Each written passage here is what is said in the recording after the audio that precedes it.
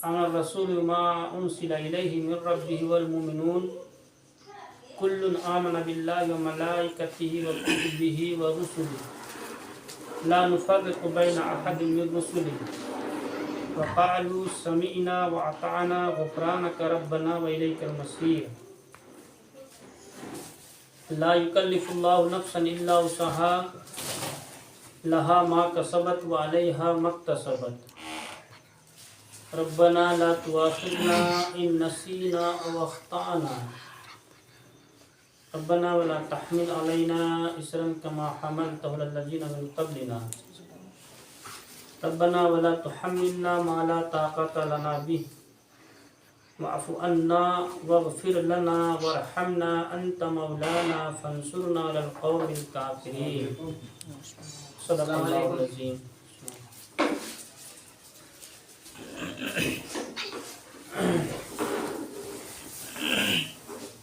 सूरह बकरा की ये आखिरी चंद आयतें हैं।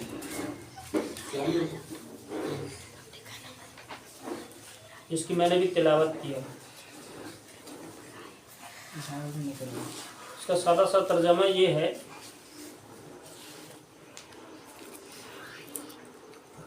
आसमानों और ज़मीन में जो कुछ है सब अल्लाह का है। तुम अपने दिल की बातें खा जाहिर करो खा छिपाओ, अल्लाह बहरहाल उनका हिसाब तुमसे ले लेगा। फिर उसे इख्तियार है जिसे चाहे माफ़ कर दे और जिसे चाहे सजा दे। वो हर चीज़ पर कुदरत रखता है।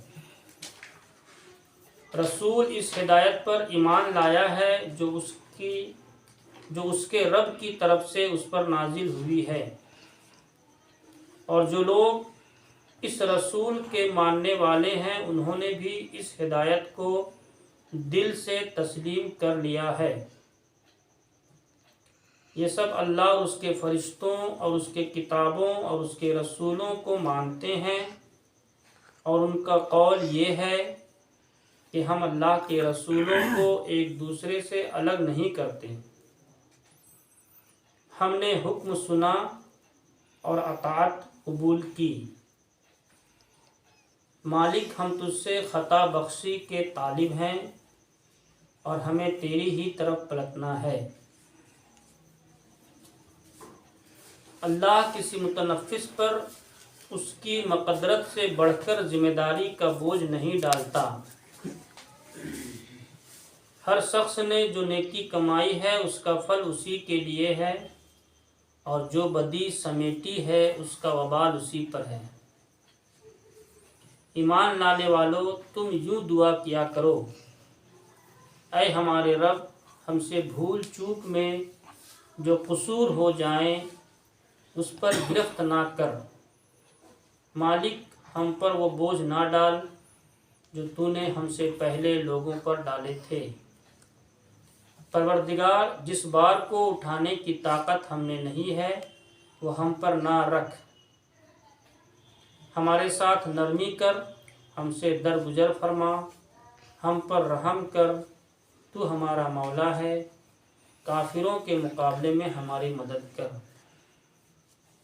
ये आखिरी एक रुकू जिसकी मैंने तिलावत किया था उसका तर्जुमा है। और ये आयतें उस वक्त नाजिल हुई थी हिजरत से कब्ल 1 साल, यानी हिजरत के आप सल्लल्लाहु अलैहि वसल्लम की जब हिजरत हुई मक्का से मदीना, तो उससे 1 साल पहले ये महीना भी रजब का महीना गुजरा, जिसमें एक शब ऐसी थी जिसमें अल्लाह के रसूल सल्लल्लाहु अलैहि वसल्लम को मेराज हुई।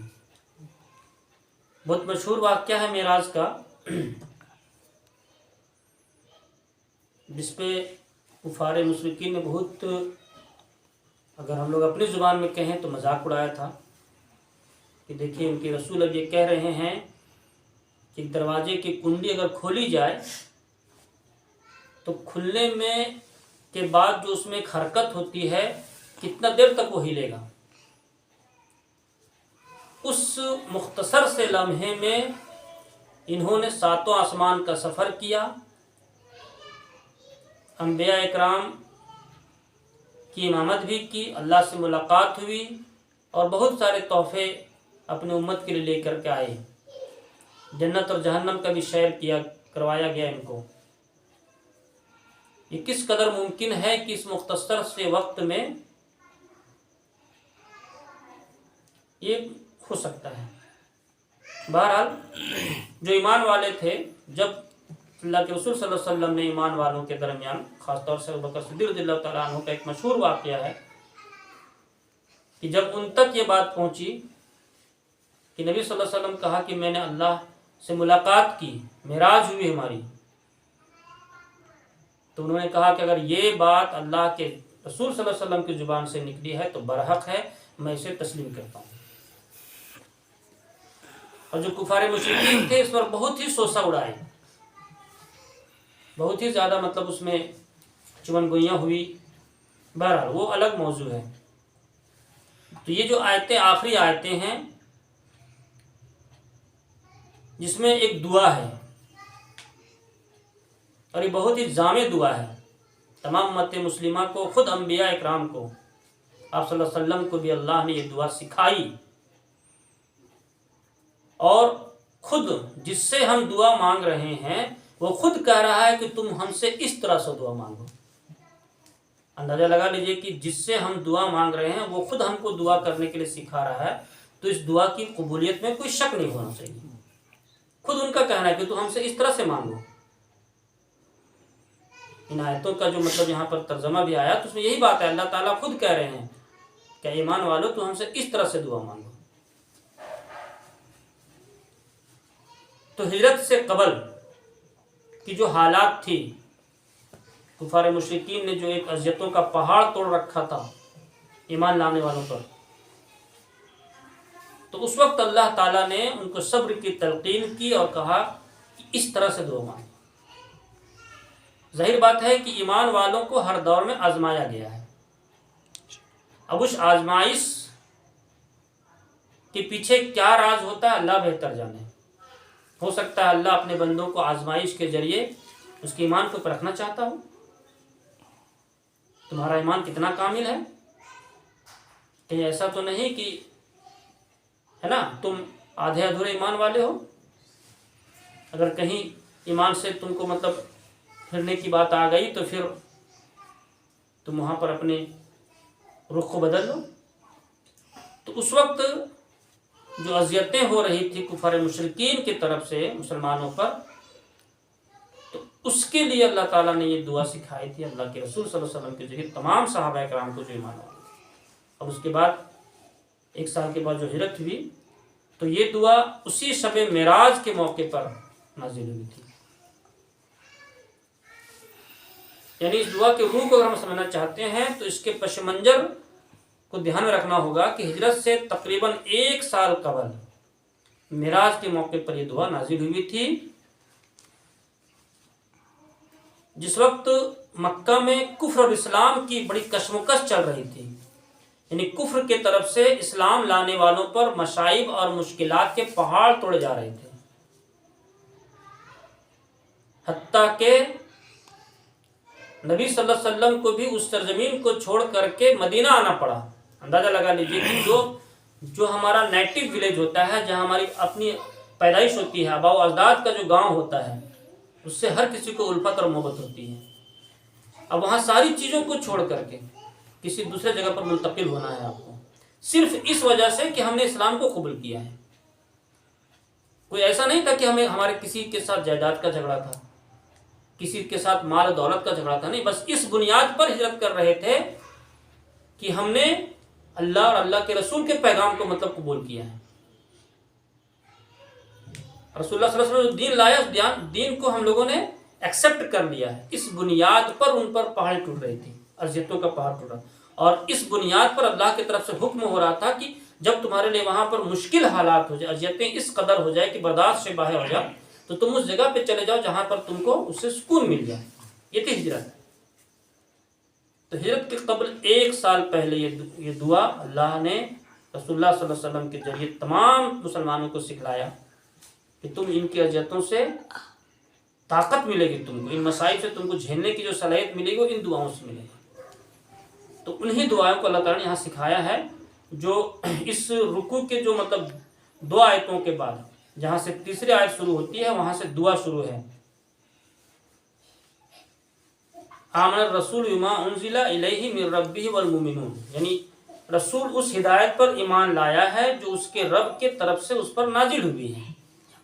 यानी रसूल अपने मन से कुछ नहीं बोलते हैं, बल्कि अल्लाह ने उनको जो बताया, उस पर जो नाजिल किया गया, उसके मुताबिक ही रसूल कुछ हमें बताते हैं। और जो लोग उसके रसूल के मानने वाले हैं उन्होंने भी इस हिदायत को कबूल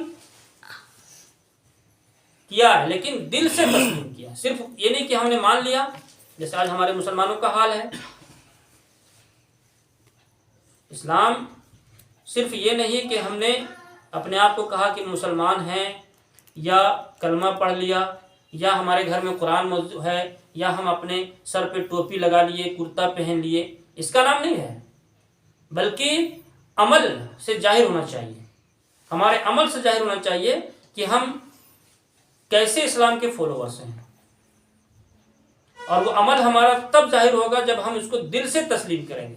जिस चीज़ को करने का हमको हुक्म दिया गया उसको हम करेंगे, और जिस चीज़ से रोका गया है उससे हम रुक जाएंगे। गर्चे कि वो काम को करने में हमें जो भी परेशानियां हो रही है, लेकिन हम उसको करेंगे अगर वो अल्लाह और अल्लाह के रसूल का हुक्म है, अगर हम इस्लाम कहता है। और उस काम को हम नहीं करेंगे, गर्चे कि उसको करने से हमको बहुत ही फायदा है, लेकिन अगर इस्लाम उस काम से रोक रहा है तो हम उसको नहीं करेंगे, रुक जाएंगे उससे। आज इसके बरक्स हमारा अमल होता है। हम बज़ाहिर अपने आप को मुसलमान तो कहते हैं, लेकिन अपने अमल के रोम अगर हम झांकें इसको, तो हमने इस्लाम को दिल से तस्लीम नहीं किया है। इसको करने की जरूरत है कि इस्लाम को दिल से तस्लीम करने की जरूरत है। ये सब अल्लाह और उसके फरिश्तों और उसकी किताबों और उसके रसूलों को मानते हैं। अब देखिए यहाँ पे जो हमारा ईमान है, 7 चीज़ों पर जो हम लोग है ना, ईमान मुफस्सर और मुजमल जो पढ़ते हैं उसमें 7 चीज़ों का इकरार कर, उसमें यहाँ पर कुछ चीज़ों के यहाँ तज़किरा किया जा रहा है कि अल्लाह के फरिश्ते जो हैं, उनकी जो किताबें हैं, उनके जो रसूल हैं, यहाँ 3 चीज़ का तज़किरा आया है, तो उनको मानते हैं। अब मानने का मतलब क्या है? किताब मानते हैं, कुरान को मानते हैं कि अल्लाह की किताब है, लेकिन कुरान के अहकामात को नहीं मानते हैं हम। कुरान का मकसद क्या है नाजिल होने को, उसको आज तक समझे नहीं है, उसको समझने की कोशिश ही नहीं करते हैं, तो फिर हम कैसे मान रहे हैं इसको? तो यहाँ पे वही बताया जा रहा है कि वो है असल में अल्लाह के वो बंदे हैं जो फरिश्तों को मानते हैं, रसूलों को मानते हैं, किताबों को मानते हैं। बाकी जो बात की चीज़ें हैं वो तकदीर पर जो है, आखिरत है, ये सब चीज़ें जो है। और उनका कौल ये है कि हम अल्लाह के रसूलों को एक दूसरे से अलग नहीं करते हैं। यानी कमोबे जितने भी रसूल हैं सबका पैगाम यही था, सभी इस्लाम की दावत लेकर के आए थे। कोई अलग दिन लेकर के किसी ने भी इस दुनिया में अल्लाह ने उनको नहीं भेजा। ऐसा नहीं कि हम रसूलुल्लाह सल्लल्लाहु अलैहि वसल्लम को मानते हैं, इब्राहिम अलैहिस्सलाम को नहीं मानते, ईसा अलैहिस्सलाम को नहीं मानते, मूसा अलैहिस्सलाम को नहीं मानते, बल्कि नहीं, सारों का मिशन एक ही था, सारों का पैगाम एक ही था। तो हमको सारे रसूलों को मानना है। यहाँ पर जो रसूलों पर हमारा ईमान है, तो इससे मुराद यही है कि सारे रसूलों का यही मतलब एक ही मतलब मिशन था। गरचे अलग अलग उस वक्त मतलब अहकामात थे, जैसे हमारे यहाँ रोजे का हुक्म है, रसूलुल्लाह सल्लल्लाहु अलैहि वसल्लम के जरिए हमको रोजा मिला। हमारे यहाँ 1 महीने रमजान के रोजे फर्ज हैं, किसी और जो रसूल थे या पैगंबर होंगे उनके यहाँ मतलब रोजे की तादाद कम ज़्यादा हो सकती है, लेकिन उस दौर में अल्लाह ने उसी को नाजिल किया था, हमको उसको भी मानना है।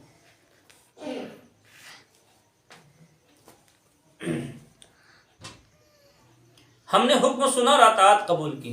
देखिए कितना अहम जुमला है यहाँ पर। आज इस चीज़ से हर मुसलमान खाली है। असल में अल्लाह के वो बंदे हैं जो हुक्म सुनते हैं और फिर उसका अताअत करना है।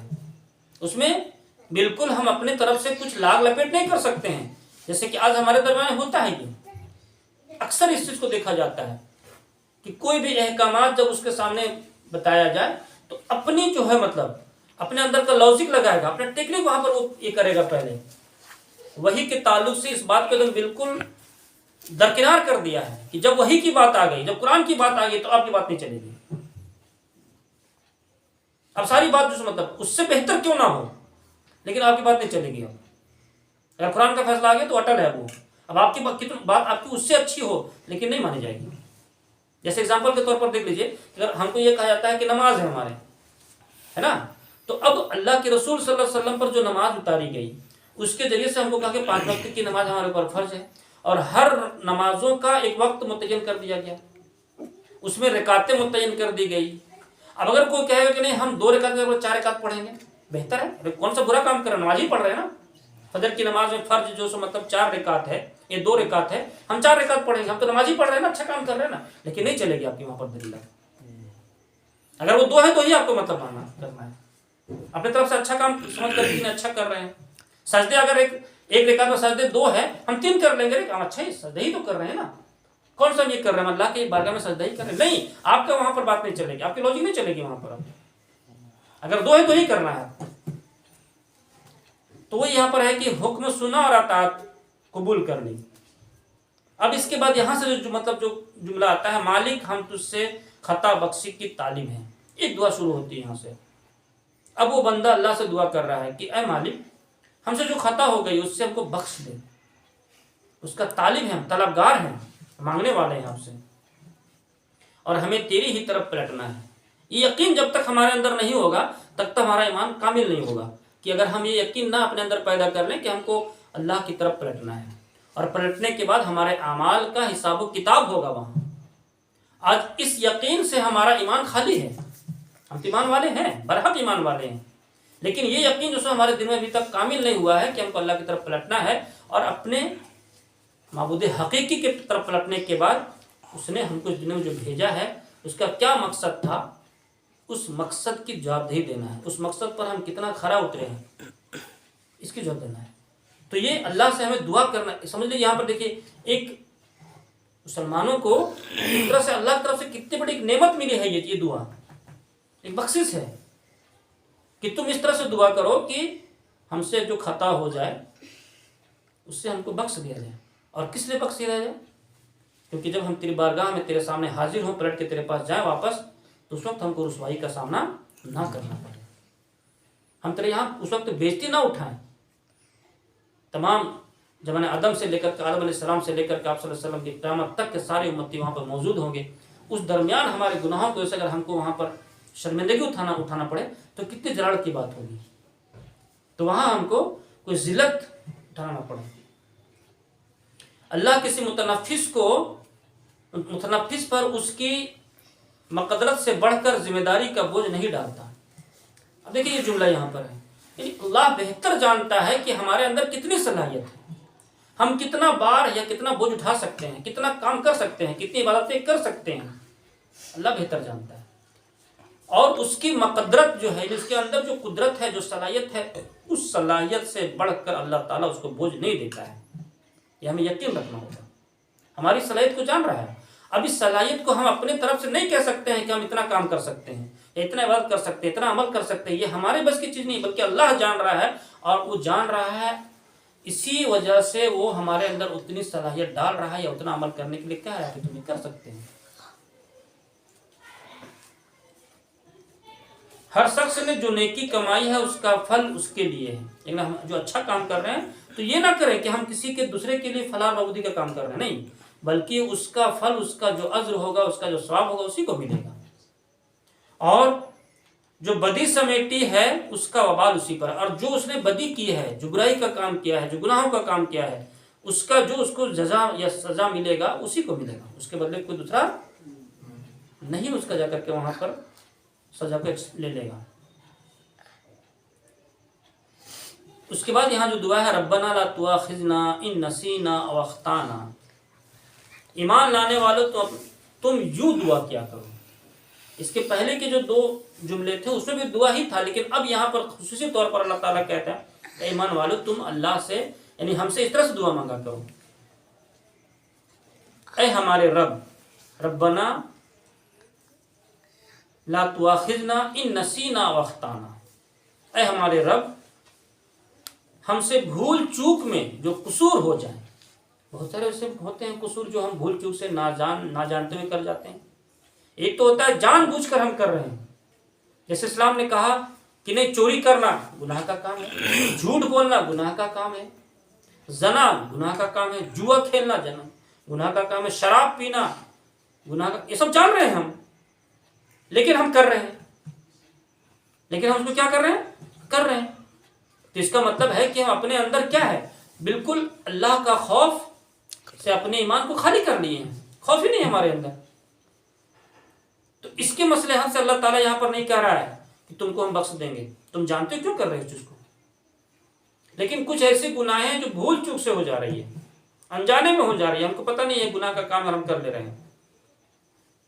کسی کے بارے میں کبھی کبھی ایسا ہوتا ہے کہ جھوٹ بولنا گناہ ہم جان رہے ہیں، جانتے ہیں، لیکن کبھی ایسا ہوتا ہے کہ ہم کو معلوم نہیں کہ ہم یہاں جھوٹ بول رہے ہیں، ہے نا. کچھ ایسی چیزیں ہوتی ہیں ہم کو پتہ ہی نہیں تو ہم جھوٹ بول دیے، اور بعد میں پھر احساس ہو گیا کہ نہیں یہ تو جھوٹ بول دیا میں نے. تو یہاں تک تو اللہ تعالیٰ معاف کر دے گا. احساس جیسے آپ کے اندر بیدار ہوا اللہ تعالیٰ معاف کرے گا. لیکن ہم گناہ پر گناہ کرتے جا رہے ہیں اور ہم کو احساس ہی نہیں میرے اندر پیدا، یا کسی کے کہنے پر بھی کوئی ہم کو روک رہا ہے اس گناہ سے اور ہم اس کی باتوں سے رک نہیں رہے ہیں، بلکہ اس کے ساتھ الجھ رہے ہیں یا اکڑ کر کے کہتے جا جو تو اپنا سمجھو. تو اب سمجھیے کہ کتنی بڑی مطلب ڈھٹائی کی بات ہے یہ. لیکن جو گناہیں بھول چوک سے ہو جاتی ہے تو اس پر گرفت نہ کر، یعنی پکڑ مت. یہ ہم دعا کریں اللہ تعالیٰ سے، مالک ہم پر وہ بوجھ نہ ڈال جو تو نے ہم سے پہلے لوگوں پر ڈالے تھے.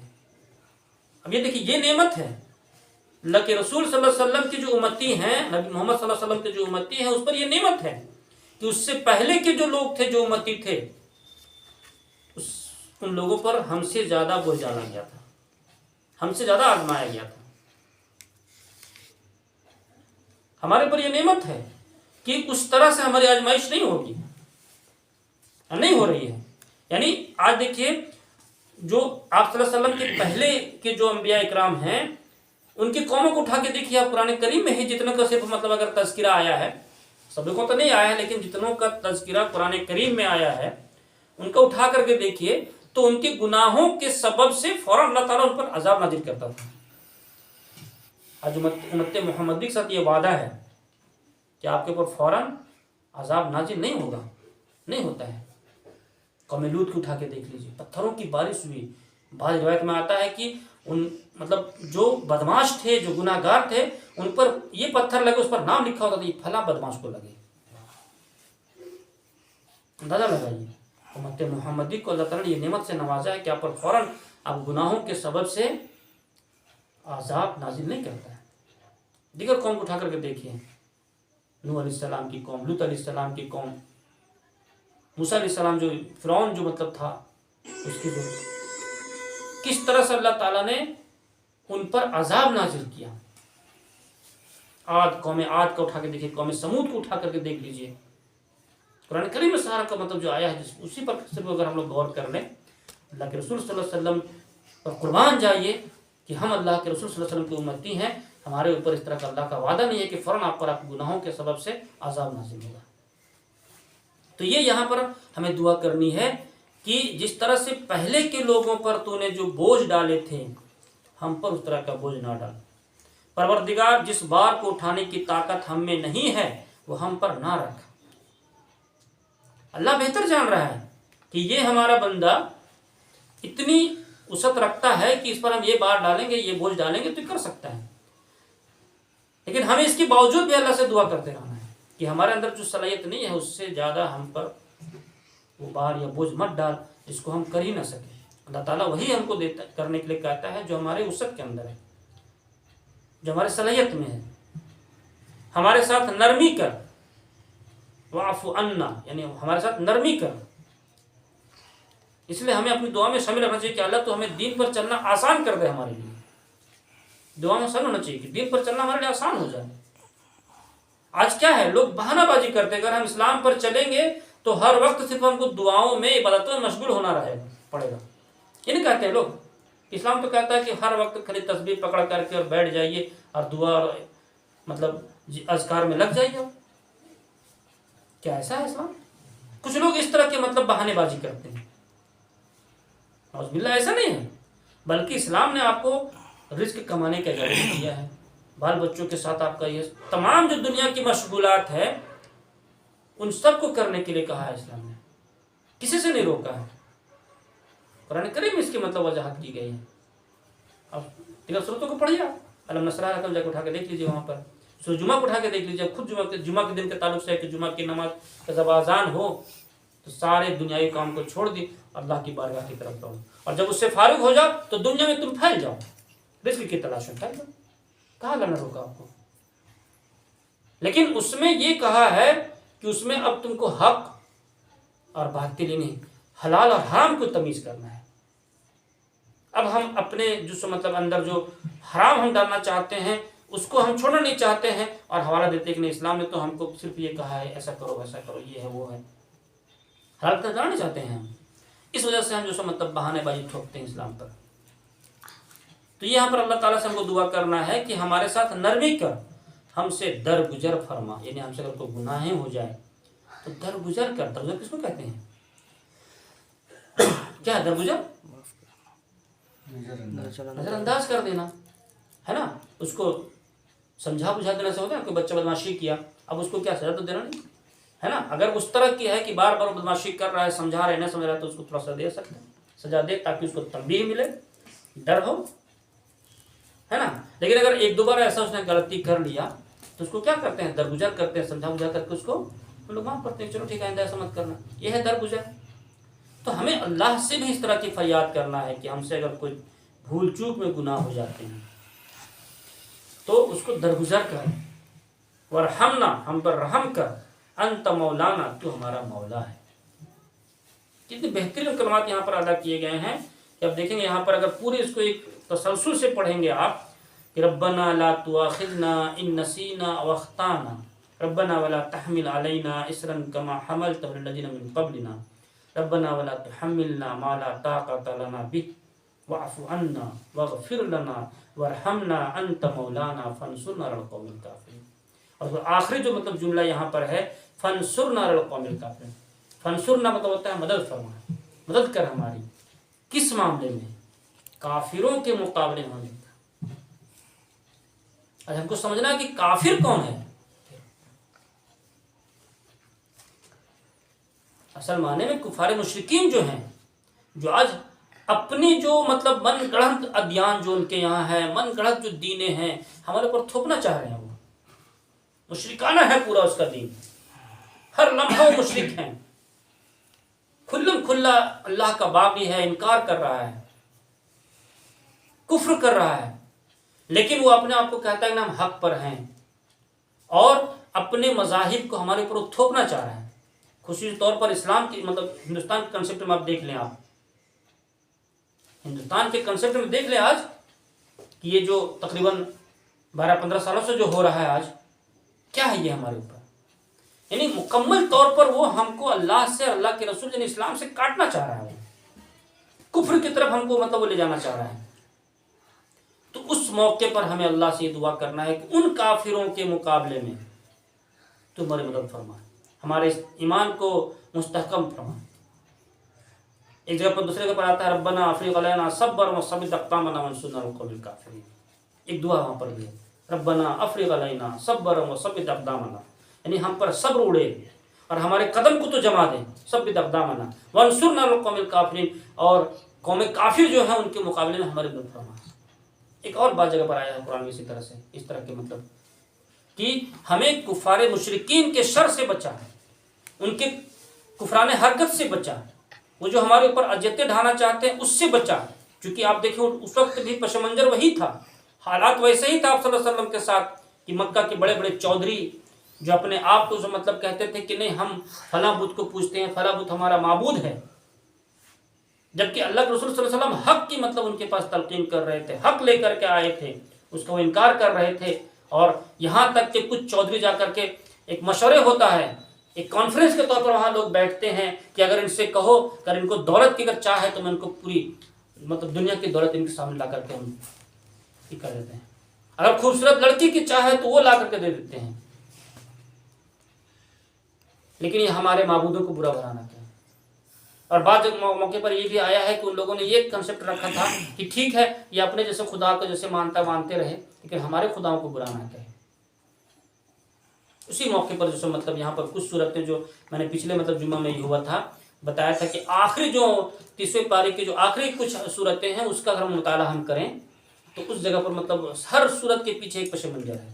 سورہ قل یا الکافرون کو پڑھ لیجئے، وہاں پر صاف لفظوں میں کہہ دیا کہہ دو ان کافروں سے کہ جو جس کی تم بات کرتے ہو ہم نہیں کر سکتے اور ہم جس کی بات کرتے فی الحال تم نہیں کر سکتے.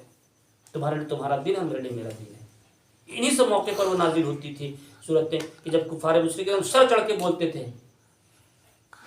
تمہارے معبودوں کو برا مالا مت کہو، ہم تمہارے معبودوں کو برا نہیں کہتے ہیں. تو اللہ رسول صلی اللہ علیہ وسلم وہاں پر مطلب اس موقع پر سو مطلب اللہ کے سامنے دعائیں کرتے تھے، فریاد کرتے تھے کہ کس قدر ڈھیٹ ہو گئے ہیں، ان کے سامنے حق لا کر کے ہم پیش کر رہے ہیں، ان کو تیرے عذاب سے بچانے کی کوشش کر رہے ہیں لیکن اس کے باوجود بھی ہمارے اوپر اذیت کر رہے ہیں اور اس طرح کی باتیں کرتے ہیں. تب اللہ تعالیٰ ڈھاڑا دیتا تھا ان آیتوں کے ذریعے، ان صورتوں کے ذریعے اللہ تعالیٰ مطلب اللہ رسول صلی اللہ علیہ وسلم کو ڈھاڑا دیتے تھے کہ معاملہ میرے حوالے چھوڑ دیجیے، آپ کا کام ہے صرف وہاں تک پہنچا دینا. اگر آپ یہ نہیں سمجھ رہے ہیں چھوڑ دیجیے ان کو ان کے حال پر، بہت دیر نہیں ہے کہ ان کا حساب ہم کر لیں گے. آج ہم لوگ کو اس بات پر غور کرنے کی ضرورت ہے اور اللہ سے اس طرح سے مطلب مدد مانگنا ہے، اس طرح کے دعائیہ کلمات سے مدد مانگنا ہے کہ جو آج دنیا کی حالات بن رہی ہے، خصوصی طور پر جو اپنے آپ کو بالکل مشرکانہ حرکتوں میں مطلب ملوث کر کے رکھا ہے، کھلم وہ کافر ہے وہ، لیکن اس کے باوجود بھی ہمارے اوپر کس طرح سے وہ سرانگیزی کرتا ہے، کس طرح سے وہ مطلب ہمارے ساتھ وہ ٹوٹ پڑا ہے کہ اگر کوئی ایمان والا ہے تو اس کو ہر ایمانی حرکت سے روک دیا جائے. اور یہی کوشش کی جا رہی ہے. کہیں جب دیکھ لیجئے ابھی جو چند 15-20 دن پہلے جو کرناٹکا کا جو ماحول ہے حجاب کے نام پر جو کیا جا رہا ہے، کہیں آپ کو مطلب اس سے پہلے جب یہ حکومت آئی اقتدار میں آئی اس وقت اس نے یہ کیا کہ کھانے پینے کی چیزوں پر پابند ہے.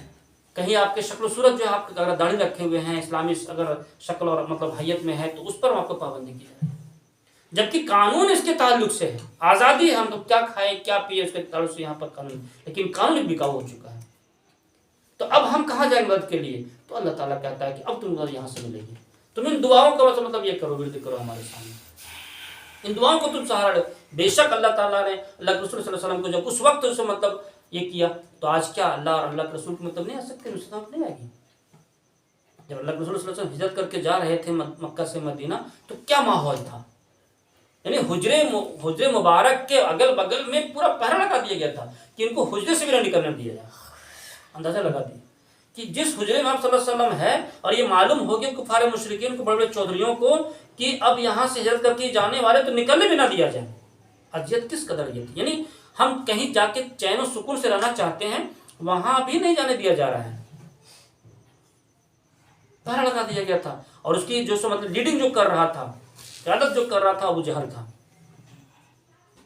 لیکن اس وقت اللہ نے کیا کہا کہ نکالنا میرا کام ہے، تم نکلو تو یہاں سے.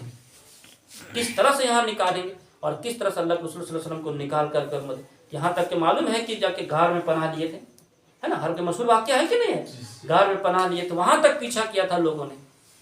اللہ نے اس غار میں بھی کیسے حفاظت کیا اللہ نے. تو یہ ہے دعاؤں کا ایک مطلب اثر کہ اگر ہم اس طرح سے اللہ کے بارگاہ میں دعاؤں کے ساتھ اگر ہم آپ گڑگڑائیں گے تو اللہ تعالیٰ بے شک آج بھی ان کفار مشرکین کو کے مقابلے ہم کو جو سو مطلب مدد کرے گا. اللہ سے دعا ہے کہ اللہ تعالیٰ ہمیں ان دعاؤں پر کامل کرے اور اللہ سے ہر پل مدد مانگنے کی توفیق عطا فرمائے. واخر دعوانا الحمدللہ رب العالمین.